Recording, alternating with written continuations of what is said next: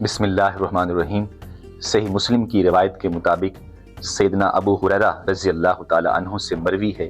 کہ حضور نبی کریم صلی اللہ علیہ وآلہ وسلم نے ارشاد فرمایا، ماہ رمضان میں جنت کے دروازے کھول دیے جاتے ہیں، جہنم کے دروازے بند کر دیے جاتے ہیں اور شیاطین کو جکڑ دیا جاتا ہے۔ اس حدیث کی شرح میں علماء کرام فرماتے ہیں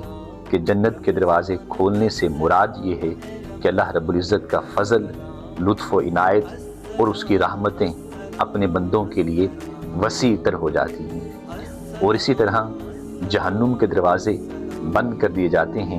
یہ بھی کنایا ہے، اور اس سے مراد یہ ہے کہ جو اسباب گناہ ہیں ان کو ختم کر دیا جاتا ہے، کہ انسان جن اسباب کے ذریعے سے گناہ کرتا ہے ان اسباب کو متروک کر دیا جاتا ہے، کم کر دیا جاتا ہے، محدود کر دیا جاتا ہے۔ اور بعض احباب یہ سوال بھی کرتے ہیں کہ شیاطین کو جکڑنے سے مراد کیا ہے،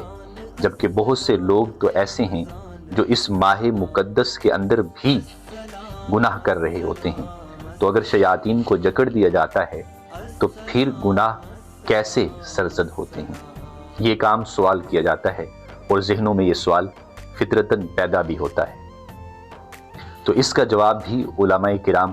یہی فرماتے ہیں کہ اولاً جب ہم 11 مہینے گناہ کرتے ہیں تو پھر انسانی نفس جو نفس امارہ ہے وہ گناہوں کے اوپر مصر ہو جاتا ہے اور گناہوں کی عادت پڑ جاتی ہے اسے۔ لہٰذا وہ لوگ جو 11 ماہ گناہوں میں لت پت رہتے ہیں اور خطاؤں میں لت پت رہتے ہیں،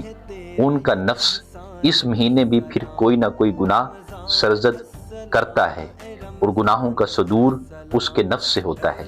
چونکہ وہ 11 ماہ گناہوں میں مبتلا رہا۔ ایک تو یہ معنی بیان کیا گیا،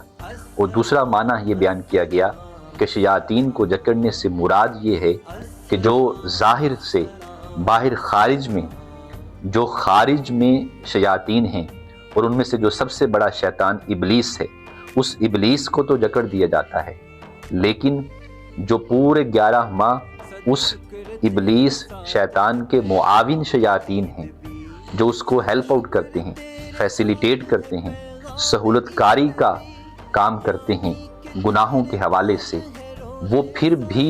وہ چیلے وہ پھر رہے ہوتے ہیں اسی کائنات میں، اور وہ انسان کو برگلاتے ہیں اور گناہ کرواتے ہیں۔ لہٰذا بڑے شیطان کو تو جکڑ دیا جاتا ہے، ابلیس کو تو جکڑ دیا جاتا ہے، لیکن اس کے جو معاون ہوتے ہیں، سہولت کار ہوتے ہیں، وہ انسان سے پھر بھی گناہ کرواتے ہیں، کیونکہ انسان کا نفس اندر سے باطن سے وہ نفس گناہوں کے اوپر مصر رہتا ہے۔ اور پھر ایک اور معنی جو علامہ ابن حجر عسقلانی علیہ رحمہ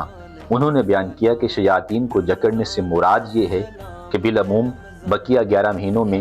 شیاطین آسمان کی طرف رخ کرتے ہیں اور سفر کرتے ہیں، اور وہ فرشتوں سے خبریں لیتے ہیں، غیب کے اخبار، غیب کی خبریں لیتے ہیں، اور ان کو پھر آ کر اس کے مطابق لوگوں میں وہ ڈیل کرتے ہیں اور لوگوں سے برے کام کرواتے ہیں۔ لیکن اس ماہ مقدس کی برکت سے، رمضان مبارک کی بابرکت ساعتوں کے طفیل، اللہ رب العزت ان کے آسمان کی طرف سفر کو بھی روک دیتا ہے، اور انہیں پھر اجازت نہیں ہوتی، ان سے وہ اختیار لے لیا جاتا ہے کہ وہ آسمان کی طرف سفر کریں۔ اس طرح اس حدیث کا معنی یہ ہوا کہ ان شیاطین کو جکڑ دیا جاتا ہے۔ لہذا اس کا خلاصہ یہ ہے کہ خارج کے جو شیاطین ہیں وہ تو جکڑ دیے جاتے ہیں، مگر باطن میں جو انسانی نفس ہے، نفس امارہ ہے، وہ چونکہ 11 ماہ گناہوں میں لت پت رہتا ہے،